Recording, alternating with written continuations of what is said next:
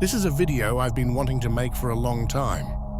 And honestly, I know a lot of you are waiting for this one too.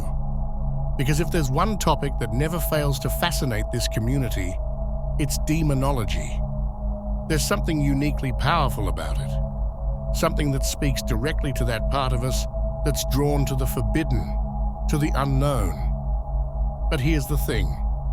Most people have a very limited idea of what a demon actually is. A leftover image from religion, pop culture, or horror movies.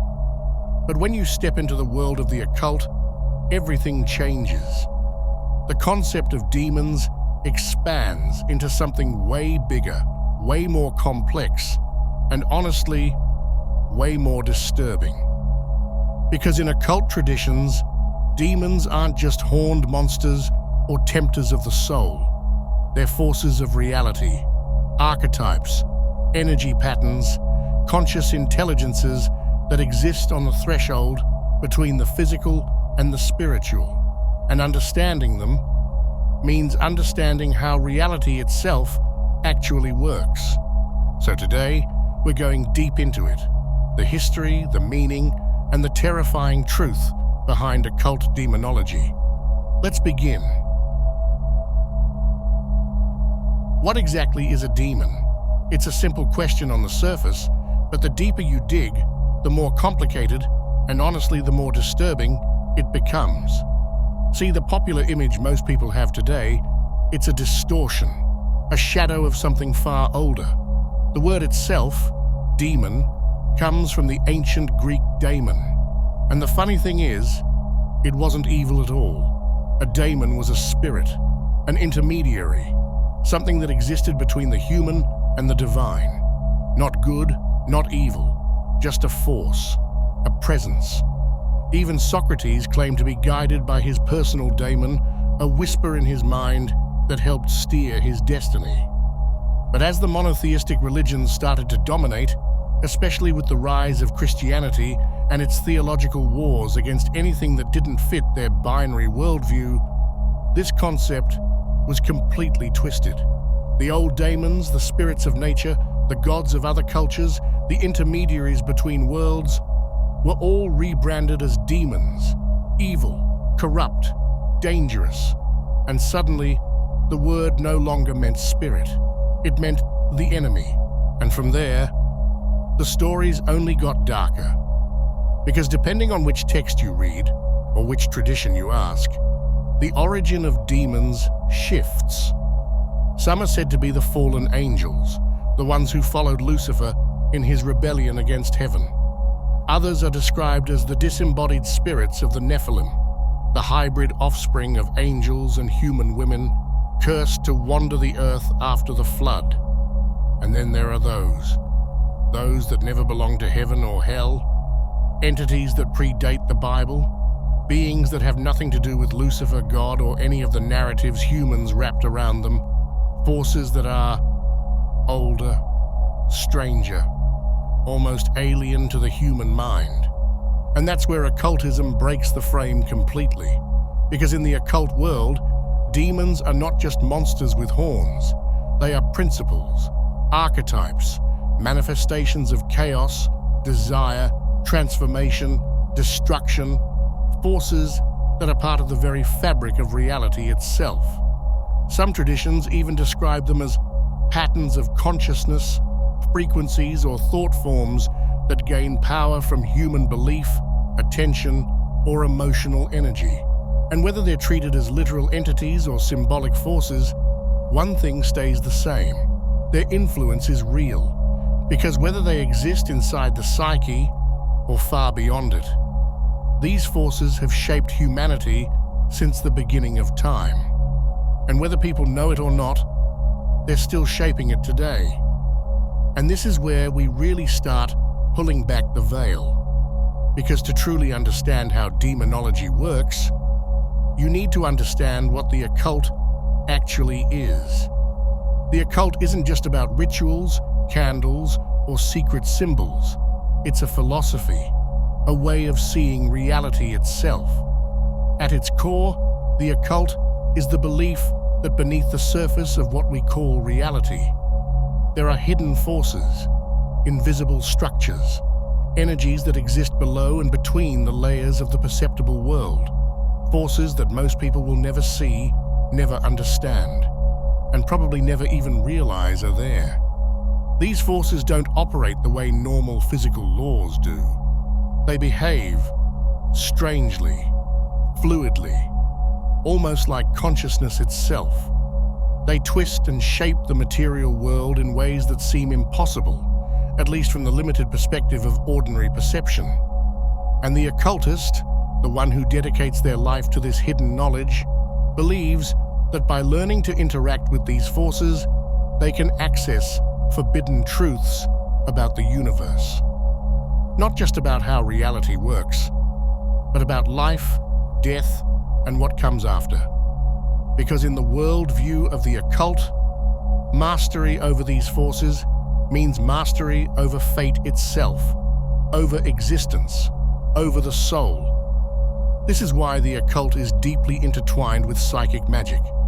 Because psychic magic isn't just about intuition or mental exercises, it's a method, a way to directly interface with these hidden forces, a means of using the mind, the will, and the focused intent to influence the invisible architecture behind the physical world. This is the world of the occult, the hidden world beneath the world. And it's in this hidden framework where demons reside. Because whether you see them as spirits, archetypes, or autonomous intelligences, demons are part of this machinery. They are expressions of it, and the study of how to contact, command, or survive their influence. That's where demonology truly begins. To understand the foundations of occult demonology, there's a name that keeps appearing over and over again: Solomon. In religious tradition, Solomon is remembered as the wise king of Israel, the son of David, the one who judged disputes and built the temple. But in the hidden history of the occult, Solomon takes on a completely different role, a figure who stands at the very birth of ceremonial magic, the one who bridged the gap between the divine and the human through a set of forbidden practices. According to some esoteric traditions, especially within certain streams of Kabbalistic lore and later mystical commentaries, Solomon was granted a revelation. Not merely wisdom in the moral sense, but direct access to the hidden architecture of reality, the mechanics that govern the layers beneath the physical world. In these same traditions, there are mentions, not in the core grimoires like the Lemegeton or the Testament of Solomon, but in certain rabbinic commentaries and mystical folk tales of 10 rings, each one encoded with sacred names, divine seals, or words of power, functioning as keys to command both angels and jinn, spirits, or demons. While this motif doesn't appear in the classical grimoires of the Western magical tradition, it exists as a symbolic representation of Solomon's authority over the unseen world. A narrative artifact used to explain how a mortal king could hold dominion over spirits. The more grounded demonological texts, the Testament of Solomon, the Ars Goetia, the Clavicula Salomonis, don't speak of these rings directly. Instead, they describe a system of invocation and constraint based on divine names, pentacles, and angelic hierarchies by which Solomon could bind spirits to his will. And this is where the story moves into more metaphysical territory. Whether through the revelation itself or through this esoteric framework, Solomon developed something that fundamentally altered the relationship between humanity and the spiritual planes. He created an operational system of magic, a codified way of manipulating reality through symbolic actions, words of power, and ritual geometry. Part of that system involved binding 72 spirits, the entities catalogued later in the Ars Goetia. In the grimoires, they are described as demons, though the term demon here doesn't necessarily mean evil in the modern sense. It refers to spirits, intelligences, or metaphysical forces that exist below the sphere of the divine, but above the material plane. Intermediaries between worlds. In some interpretations, they are jinn. In others, fallen angels. In yet others, archetypal forces, clusters of spiritual energy that represent natural laws, desires, or disruptions in the cosmic order. It's important to clarify, the term demon gods isn't used in any classical text. This is a modern interpretation, a way to emphasize their metaphysical function as engines of reality rather than mere tempters or malevolent beings. They are not gods in the worshipped sense, but rather godlike in their scope and power within the spiritual mechanics Solomon designed. According to the esoteric narrative, these entities were tasked with various functions, some as builders, others as manipulators of fate, influence, transformation, or knowledge. Solomon used them to construct the temple, to perform works no human could ever hope to accomplish alone. But beyond that, there's the idea, especially within certain modern occult interpretations, that Solomon intended for this spiritual system to persist after his death. A metaphysical framework to maintain the balance of the world, ensure the stability of human civilization, and regulate the flow between the spiritual and material planes. This system would later be referred to in occult circles as Goetia, a term that doesn't just describe the 72 spirits, but the entire art of summoning, binding, and commanding spirits within a ceremonial framework.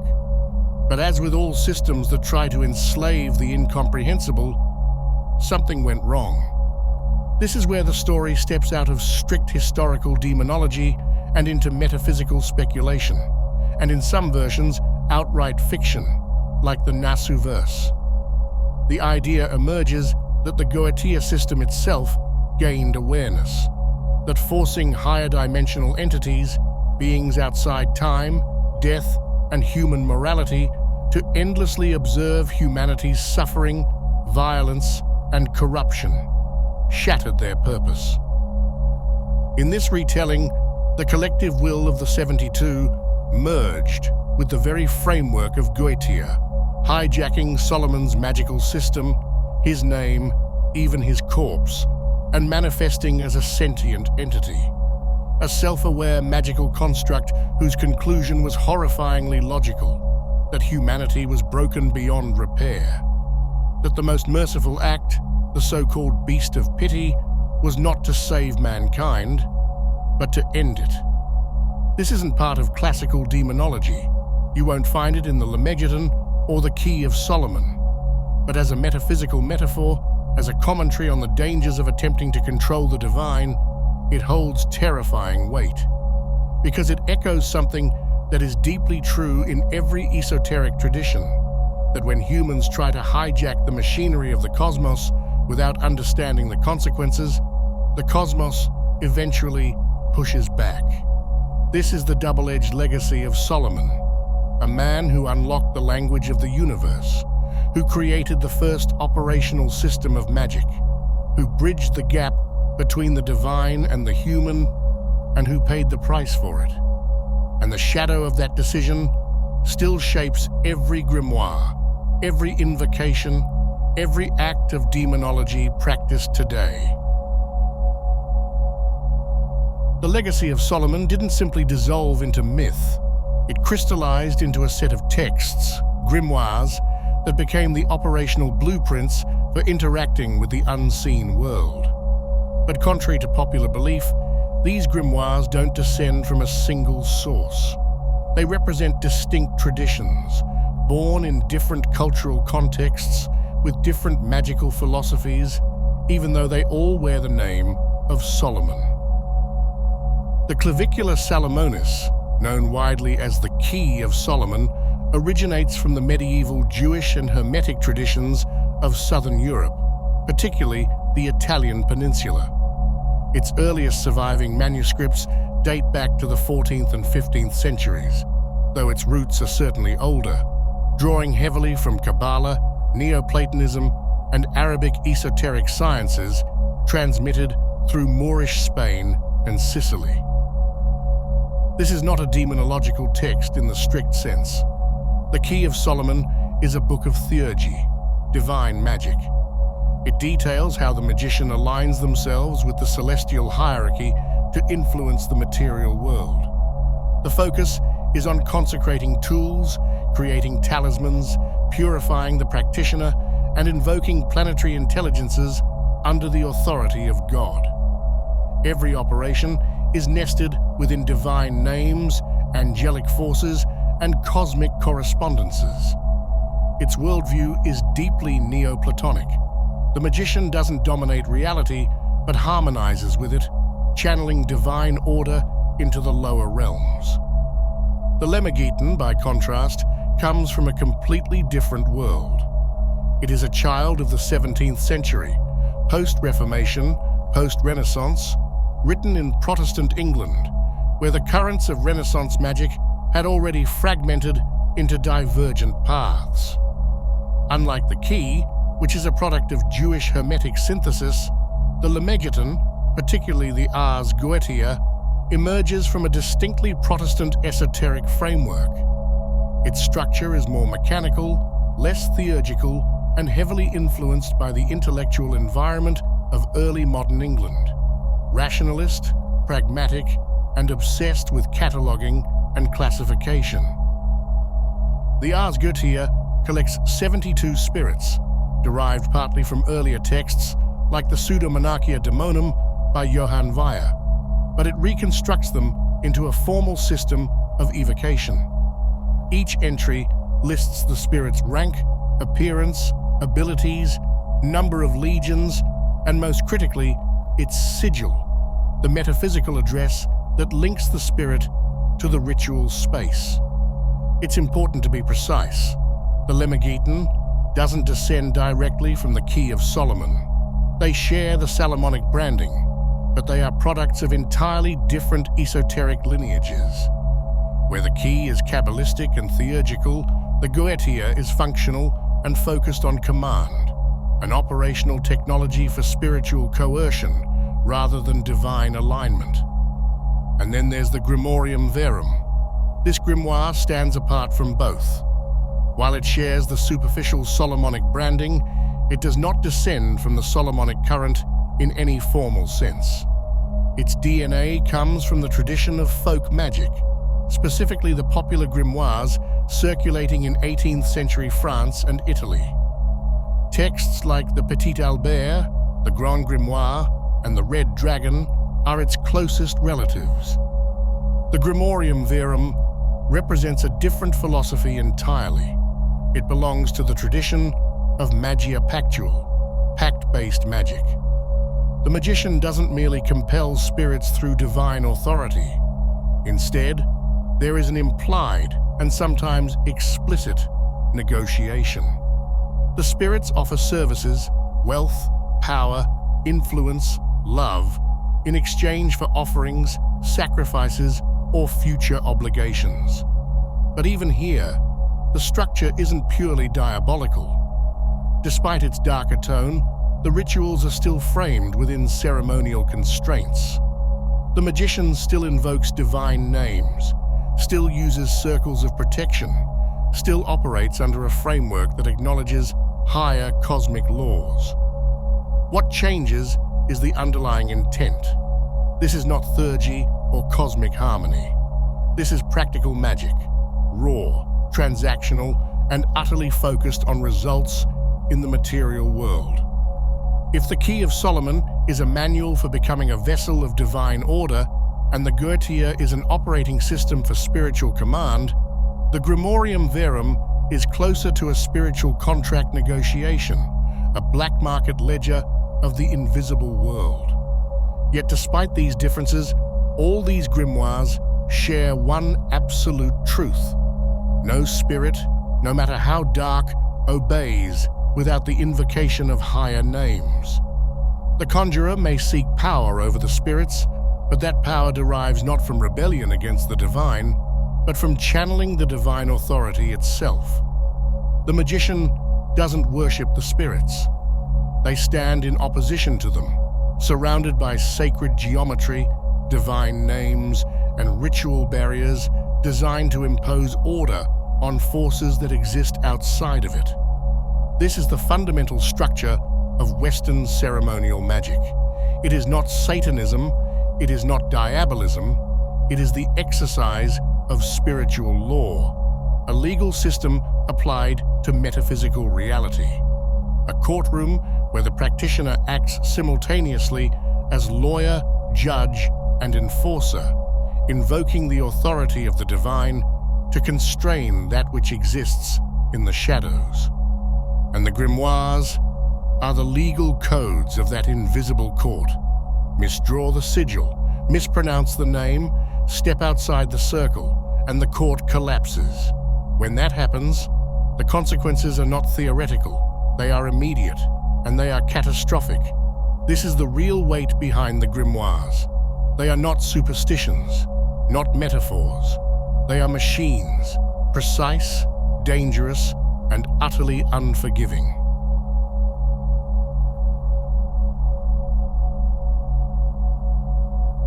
Stepping into the world of Solomonic magic isn't as simple as lighting a candle and whispering a name into the dark. This isn't folklore. This isn't chaos magic. This is an ancient, highly structured technology, one that demands absolute precision, discipline, and alignment with the architecture of the cosmos itself. The first thing every grimoire makes brutally clear is this. Before you even dare to speak the name of a spirit, you purify yourself. Every major Solomonic grimoire, the Key of Solomon, the Lemegeton, the Grimorium Verum, insists on a period of ritual purification, typically 9 days. 9 days of fasting, abstinence, prayer, and relentless spiritual cleansing. This is not a symbolic gesture, it is functional metaphysics. The magician must scrub themselves clean, energetically, psychologically, physically. No sex, no bloodshed, no indulgence in base desires. The body becomes a vessel, the soul, a mirror, the consciousness, a key, aligned to higher planes of reality. And it doesn't stop there. The space itself must be purified. The tools, each handcrafted to precise measurements, must be consecrated under divine authority. The robes, the sword, the wand, the pentacle, the dagger, the ring. Each one becomes a metaphysical circuit, an extension of the magician's will within the framework of the unseen world. But there's another layer, one that modern minds often ignore: the sky itself. Astrology is not optional, it is absolutely foundational. The grimoires are crystal clear. Every planet governs certain days, certain hours, certain functions, and the spirits respond according to these cosmic rhythms. Attempt to summon a spirit under the wrong planetary alignment, and at best, nothing happens. At worst, what comes through is fragmented, chaotic, hostile, completely uncontrollable. The sun governs works of power, authority, vitality, and wealth.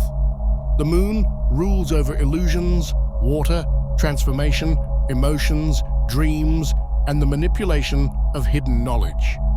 Mercury controls communication, commerce, intellect, travel, trickery, and theft.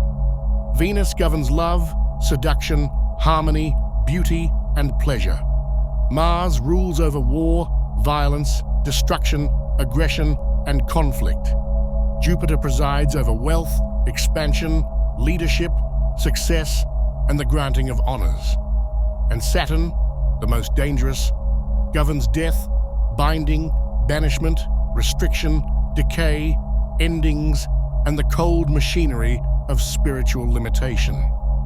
Every spirit catalogued in the Goetia, in the Key, and in the Grimorium Verum is tied to planetary forces. Some are most compliant under the hours and days of Mercury. Others respond under the dominion of Saturn, Mars, or Jupiter. The grimoires instruct the magician to calculate planetary hours, not according to mechanical clocks, but by dividing the daylight and nighttime into 12 unequal segments, based on the length of the sun's passage across the sky. It is an ancient system, a living rhythm in harmony with the breathing cosmos, not the dead gridwork of modern timekeeping. Get this wrong, and the ritual collapses, or worse. Then comes the language of symbols. The grimoires do not simply list names. They encode power into geometry, sigils, seals, and physical talismans. These are not decorative. They are keys, machines, interfaces between the material world and the invisible structure of reality. The pentacles, geometric talismans inscribed with divine names, angelic sigils, planetary symbols, and Kabbalistic formulas, act as spiritual condensers. They store intention. They hold vibrational signatures that connect the magician to the angelic forces who enforce divine law over the spirit world. The sigils, those strange abstract glyphs attached to each spirit, are not symbols of representation. They are literal addresses in the astral lattice. Constructed correctly, aligned with proper ritual, the sigil becomes a beacon, a forced handshake between the magician's circle and the entity's plane of existence. The Ring of Solomon is more than just an ornament.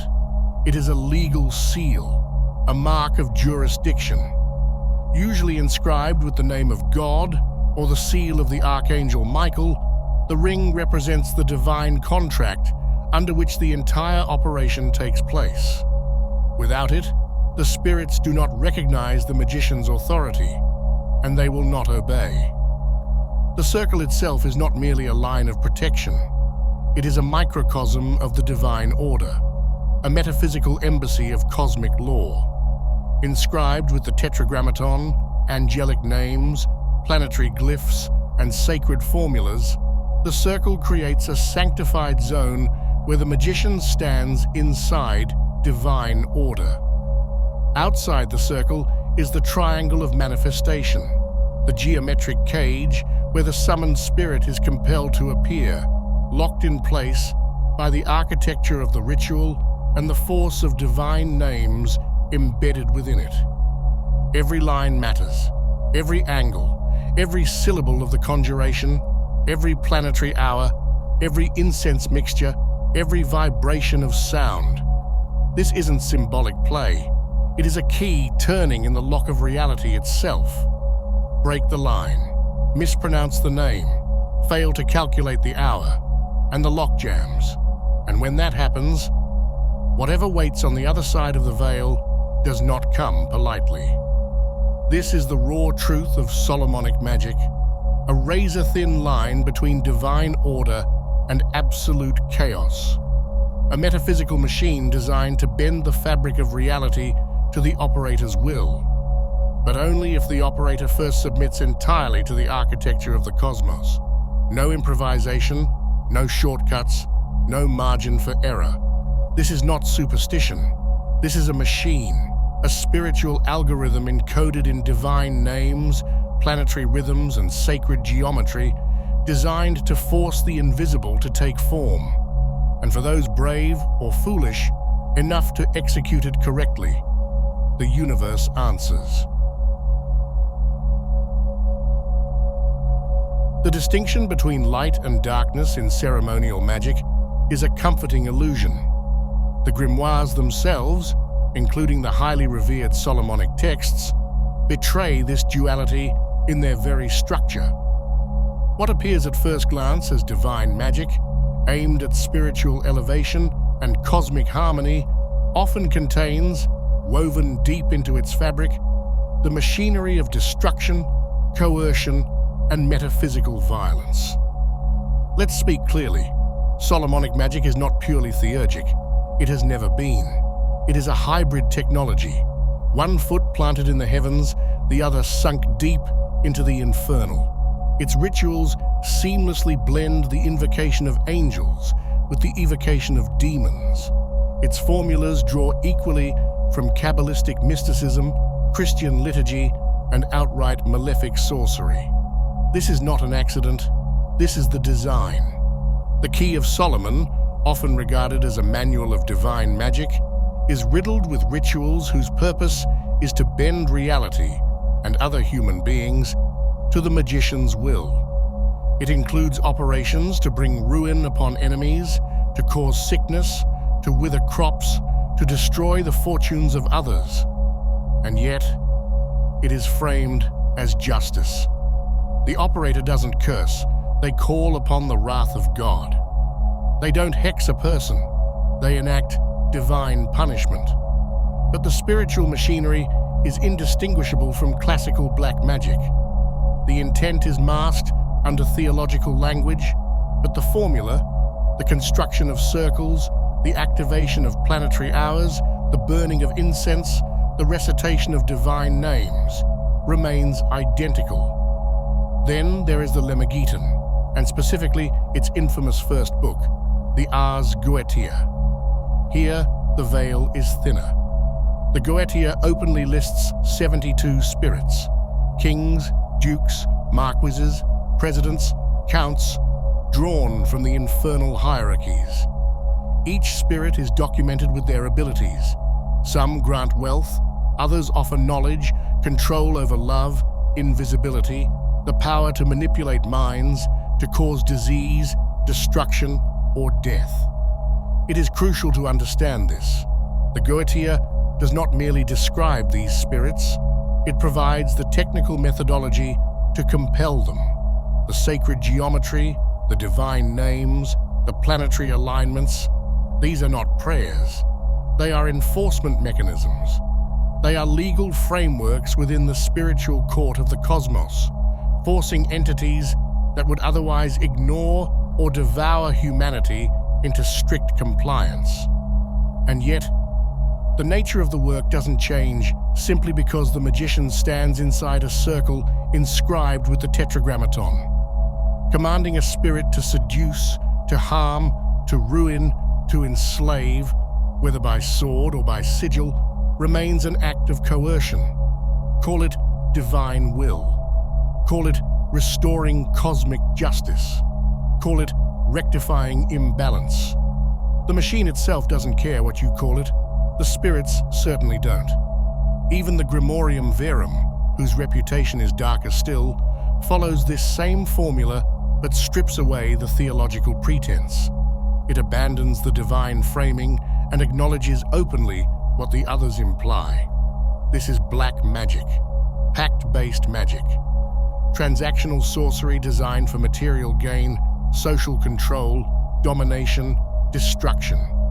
Its spirits are arranged hierarchically under Lucifer, Beelzebub, and Astaroth, not as metaphors, but as literal sovereigns of the infernal. Below them are their ministers, spirits of hatred, deceit, discord, illness, madness, lust, and ruin. The Grimorium Verum reads not like a sacred text, but like a metaphysical crime manual, a handbook for those who wish to bend reality, fully aware of the risks. But the elephant in the room, the uncomfortable truth most occultists don't say out loud, is this.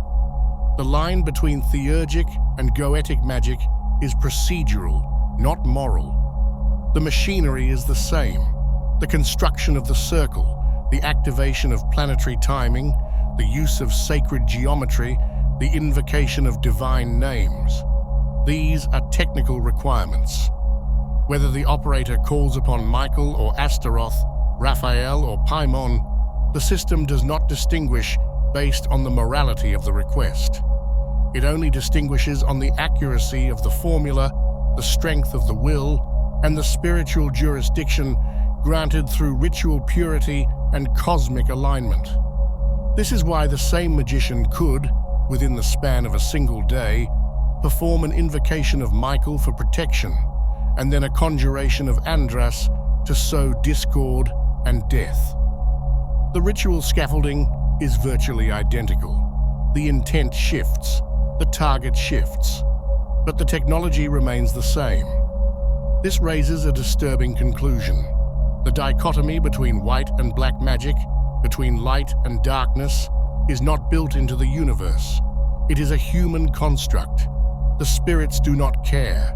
The angels do not care. The divine names do not inherently prevent the system from being used for harm. They only enforce structure, not ethics.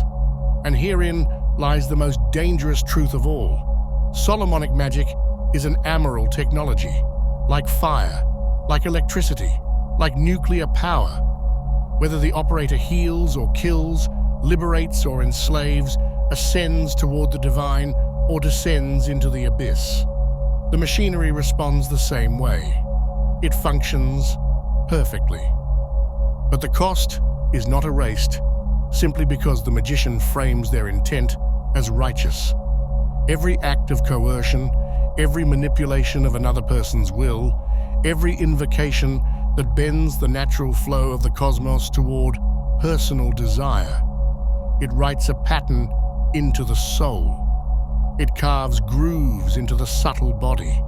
It magnetizes the operator toward further dependency on spiritual force rather than spiritual growth. The Grimoires themselves warn this, though in subtle language. Should the circle fail? Should the planetary hour be miscalculated? Should the sigil be broken, the spirit disrespected, the offering insufficient? The current reverses. The hunter becomes the hunted. The contract collapses, and what was once a tool becomes a predator.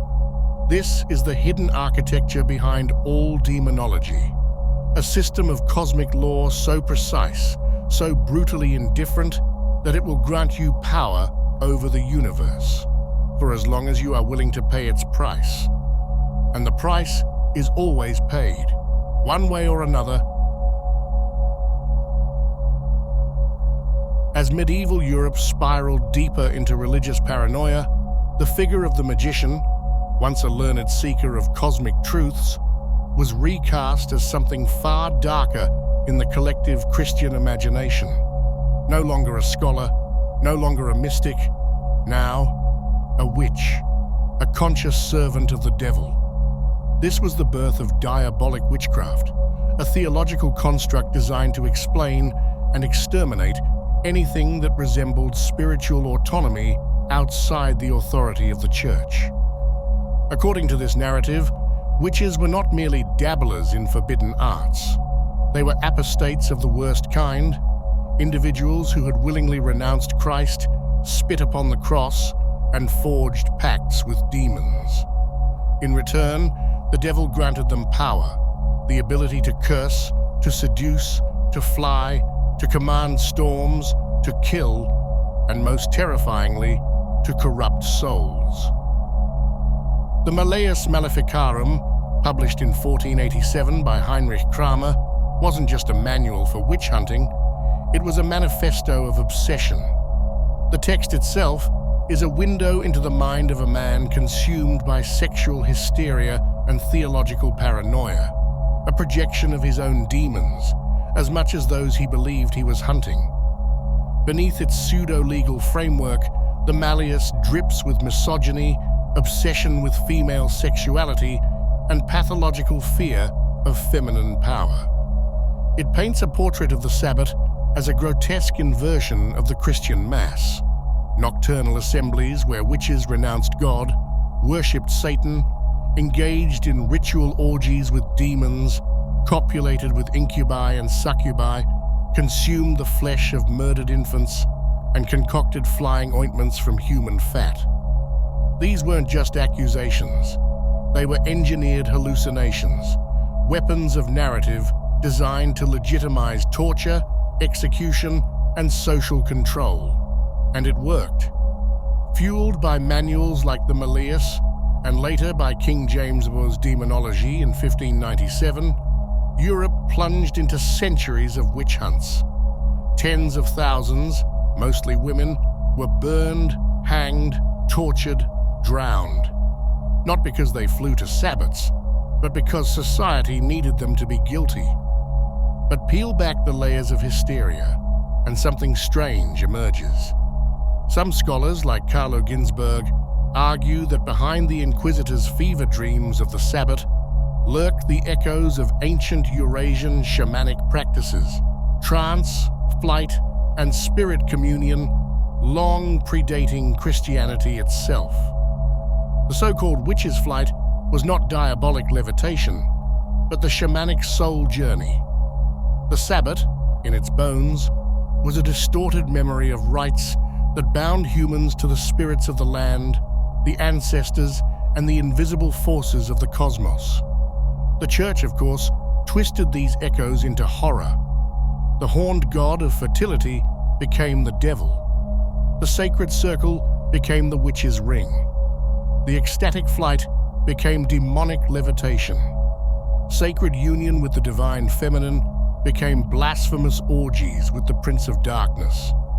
Ironically, while the Church was hunting witches for alleged pacts with spirits, its own scholars, cloaked in the authority of theology, were quietly consulting planetary intelligences, crafting talismans, calculating astrological charts, and whispering prayers, not entirely addressed to the Christian God. The line between forbidden sorcery and natural philosophy was razor-thin, defined not by metaphysics, but by ecclesiastical power. And while the Inquisition hunted those who gathered beneath the moon, others gathered beneath cathedral domes to summon the intelligences of Saturn, Venus, or Mercury. They didn't call it witchcraft. They called it the study of divine order. In truth, the Sabbat was never fully real, and yet it was never fully false. It existed in the imaginal, a psychic battlefield where fear, desire, repression, and ancient spiritual memory collided. It existed in the screams extracted by torture, in the confessions written by broken hands, in the nightmares of inquisitors, and in the half-remembered echoes of pre-Christian rites.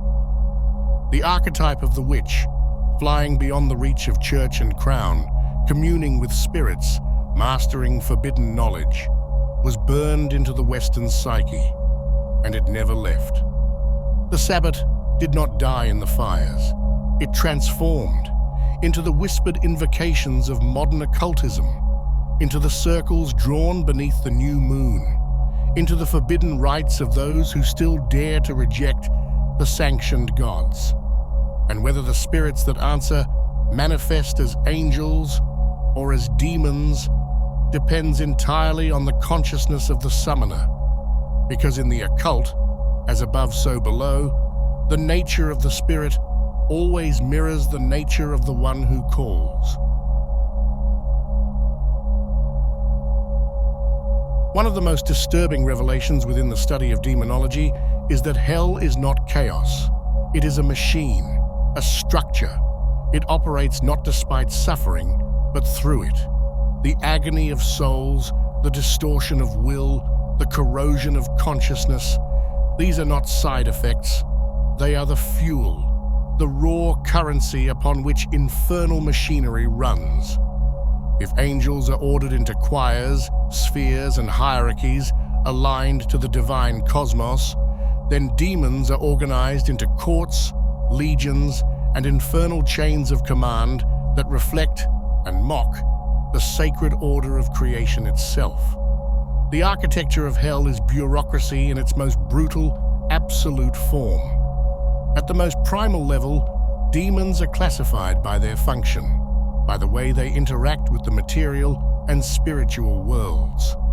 One of the oldest and most universally feared classes is that of the incubus and succubus, shape-shifting entities of pure predation, whose primary function is the extraction of life force through sexual violation or seduction. In esoteric traditions, it is understood that incubus and succubus are not separate species, but oscillating masks of the same astral predator, fluid, amorphous entities whose forms shift according to the vulnerabilities, fantasies, or traumas of the target. Their goal is not sexual gratification, but the extraction of etheric energy, prana, chi, or vital force, which is metabolized within non-physical dimensions. Whether they manifest as terrifying night terrors, seductive figures, or dreamlike phantoms is dictated entirely by the psychic architecture of the victim. Then, there are the elemental demons, entities bound not to flesh, but to the very forces of the world. Fire, air, water, earth. This is not metaphor. These are spiritual intelligences tied to the violent, untamable aspects of nature. Air demons bring madness, confusion, and storms, scattering reason and clarity. Fire demons ignite wars, inflame violence, trigger uncontrollable rage. Water demons drown not only bodies, but minds, seeding obsession, suffocation, emotional torment, or pestilence. Earth demons breed decay, famine, material collapse, illness, and spiritual suffocation, rooting consciousness into the lowest densities of existence.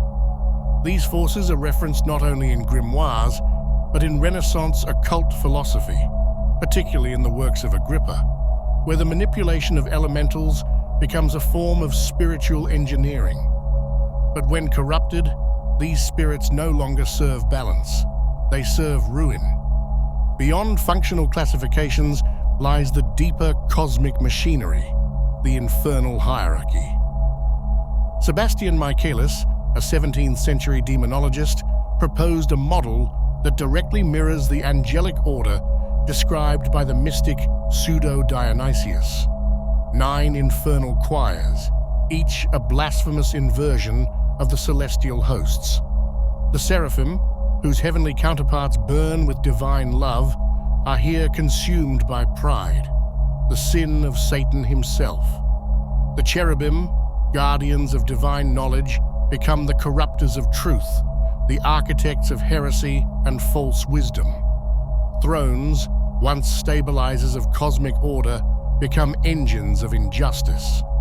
Dominions fall into the corruption of spiritual authority, turning the structure of virtue into tyranny. The fallen virtues become the instigators of violence and war. Powers become the enforcers of oppression, guiding leaders into despotism and cruelty. Principalities, once guides of nations, become the fomenters of discord, rebellion, and collapse. Archangels invert into spirits of deception, offering false miracles, lies, and the seduction of spiritual vanity. And the lowest choir of angels, now fully degenerated, devolves into the whisperers of temptation, flooding the minds of the masses with compulsions toward vice, despair, and spiritual self-destruction. This is not myth. It is algorithm, a metaphysical software, architecture written in the code of inversion. Every choir, every function, every demonic principality operates as a corrupted mirror of cosmic law, hijacking the same universal mechanics that govern stars, atoms, and thought itself. Other models reinforce and extend this system. The Lantern of Light, a 15th century English text, crafted a structure in which the infernal kingdom is ruled by 7 archdemons, each embodying one of the 7 deadly sins. Lucifer as the Prince of Pride, Mammon as greed, Asmodeus for lust, Leviathan embodies envy, Beelzebub for gluttony, Satan as the sovereign of wrath, Belphegor for sloth, spiritual entropy itself. This model, brutally elegant, survives as the skeleton of later demonological systems, feeding theology, folklore, and even modern occultism. But the most mechanically functional system, and the most operational in the practice of ceremonial magic, is the Ars Goetia. The first book of the Lemegeton, it catalogues 72 spirits of rank, seal, and domain, not as vague archetypes, but as defined operators within the spiritual machinery: kings, dukes, marquises, presidents, counts, each commanding vast legions, each possessing executable functions. The revelation of secrets, the manipulation of love or hate, the construction of illusions, the the destruction of enemies, the control of storms, the movement of wealth, or even the engineering of death. Each spirit possesses a sigil, not symbolic art, but a metaphysical cipher, an executable key within the architecture of the astral plane. And beyond the Goetia lies the vast scaffolding constructed by Renaissance occultists, particularly Agrippa. His 3 books of occult philosophy do not treat demons as simple monsters, but as emergent properties within the grand cosmic mechanism. Each demonic function is tied to planetary forces, astrological currents, elemental domains, and even the deeper frequencies of the human psyche. This is the most terrifying realization within ceremonial magic. Demons are not alien to the cosmos. They are woven into it. They are not glitches. They are part of the architecture, entropy, encoded into the scaffolding of existence itself. A shadow function embedded within the very laws of reality. The terrifying elegance of these systems is undeniable. Hell is not chaos. Hell is order, cold, mechanistic, mathematical. A spiritual bureaucracy designed for the harvesting of energy, the corrosion of consciousness, and the perpetuation of bondage, both in the spiritual realm and in the physical world. Its laws are precise, its hierarchies absolute, its machinery merciless. And the most devastating truth is this: the infernal hierarchy is not a distant mythological curiosity. It is a mirror, a fractal pattern of the same machinery of power, exploitation, and corruption that governs empires, corporations, religions, and the inner architecture of the human soul. Because the study of demonology is not merely the study of spirits, it is the study of the dark geometry that shapes existence itself. And to see that pattern is to realize that hell was never below. It was always here. If there is a spine to the architecture of ceremonial demonology, a tactical interface between the material world and the infernal hierarchy, it is the Ars Goetia. But let's be absolutely clear. The Ars Goetia does not represent the totality of infernal forces. It is a curated operational subset, a tactical registry of entities whose functions were deemed most accessible, most responsive, and most executable within the constraints of Solomonic ceremonial technology. This is not demonology in the abstract. This is not folklore. This is targeted metaphysical engineering. The Goetia isn't a list of monsters. It's a military database, an index of spiritual intelligences organized by rank, jurisdiction, and function, designed for invocation, command, and deployment. These entities are not vague spirits or chaotic shadows. They are governors, kings, marquises, dukes, counts, presidents, each embedded within a rigid power structure that mirrors the cosmic machinery itself. A feudal order transcribed onto the astral plane. At the highest echelon sit the kings, entities whose jurisdictions encompass entire sectors of the metaphysical landscape. Beneath them are the dukes, princes, marquises, presidents, and counts, each commanding legions, and those legions are not metaphorical. In Roman terms, a legion represented thousands of units. When the text says that Baal commands 66 legions, or Paimon 200, it's describing the bandwidth, the raw processing power of that entity within the lattice of reality. Names echo across millennia, corrupted and repurposed through cultural collapse. Paimon, king of the West, master of influence, manipulation, and secret knowledge, accompanied by a procession of infernal musicians heralding his arrival. Asmodeus, king of lust and forbidden desire, the spirit of both carnal corruption and hidden wealth. Baal, king of the East, sovereign of invisibility, power, and dominion, whose roots stretch deep into ancient Mesopotamian religion. Astaroth, the Grand Duke, keeper of forbidden knowledge, twister of morals, whisperer of truth, wrapped in poison. Each of the 72 is paired with a sigil, a visual key that is not decorative, not representational. A sigil is not a symbol of identity. It is a forced breach in the veil, an artificial tear in the lattice of reality designed to anchor a specific frequency into the operator's working space. When drawn correctly, charged with the proper planetary timing, divine names, and ritual precision, the sigil becomes an executable command, a metaphysical IP address that forces the spirit to respond. The descriptions of their appearance, monstrous, hybrid, surreal, are not fantasy. They are symbolic schematics encoding elemental forces, planetary attributes, and functional signatures. A lion with the head of a man isn't an artistic flourish. It's a metaphysical shorthand for solar authority filtered through the human intellect. A dragon, a serpent, a beast. These are dense, esoteric statements, not visual horror. Their functions are frighteningly precise. One can teach every language. Another can destroy the dignity of rulers. Another reveals hidden treasures. Some engineer love, obsession, war, madness, or death. Others manipulate weather, open secret paths, or grant knowledge of divine and infernal mysteries. This is not spellcraft in the whimsical sense. This is tactical metaphysics. This is software written in vibration, geometry, and sacred linguistics. And this is the realization that chills anyone who truly understands it. The Ars Goetia is not about demons. It's about systems, about the terrifying realization that reality, whether celestial or infernal, runs on code. And that code can be read, it can be written, it can be weaponized. This is not superstition.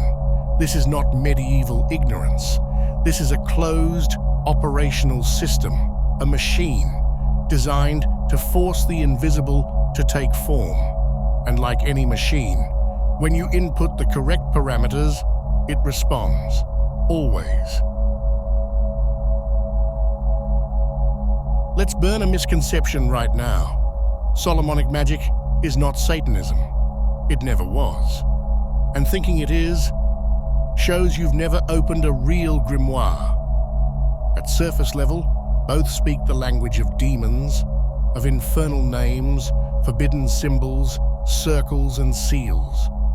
But beneath that, they are two entirely different realities, two separate engines, two opposing philosophies stitched onto the same metaphysical canvas. Solomonic magic operates inside a rigid, theistic framework. The practitioner does not worship demons. They do not serve demons. They command them, not through some vague force of will, but through the authority granted by divine names, angelic hierarchies, and cosmic law. Every name spoken, every line inscribed, every circle drawn is a legal contract within the architecture of the universe. The spirits obey not because they fear the magician, but because they are bound by the structural protocols of the divine. The grimoires make this absolutely clear. Demons are not allies. They are not friends. They are compelled, subjugated, bound under threat of cosmic enforcement. The magician stands armed with the tetragrammaton, the names of Michael, Raphael, Gabriel, not to invoke Satan, but to constrain and weaponize the spirits of the infernal hierarchy. This is not how modern Satanism operates, because most modern Satanism, whether the Levian, atheistic branch, the Satanic Temple's political activism, or left-hand path occultism, has almost nothing to do with demons at all. It's psychological rebellion. It's symbolic defiance. A philosophical manifesto against imposed morality, against submission, against external spiritual authority. Satanism, in its modern form, is a theater of the self, a ritual of autonomy. It doesn't involve conjuring Baal or binding Asmodeus. Its rituals, if performed, are psychodramas designed to empower the operator psychologically, not metaphysically.